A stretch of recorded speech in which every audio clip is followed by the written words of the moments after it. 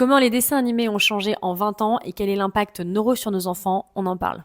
Alors, il y a une vingtaine d'années, les dessins animés ressemblaient clairement à des histoires. On avait une introduction, un milieu, une résolution, et on pouvait regarder ça, c'était hyper intéressant. Aujourd'hui, notre société a créé des dessins animés qui sont extrêmement rapides, c'est un petit peu comme si c'était des dessins animés TikTok. C'est vif, c'est captivant, mais en fait, le cerveau de l'enfant n'a pas le temps de se projeter et de voir ce qui se passe. Clairement, ça a un impact direct sur la capacité de concentration de nos enfants. Je vous donne un exemple. Dans les années 1980, les dessins animés qu'on regardait, Maya l'abeille ou Babar, un plan moyen, c'était 8 secondes.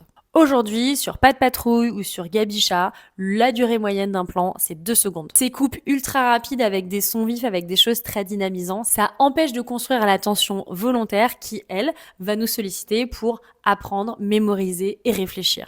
Depuis l'avènement de ces nouveaux types de dessins animés, les chercheurs ont observé plusieurs baisses qui sont assez alarmantes. Une baisse de la mémoire de travail et de la concentration, le fait que les enfants deviennent plus dispersés, soient plus impatients, une capacité plus compliquée à se mettre sur une tâche précise pendant un temps défini.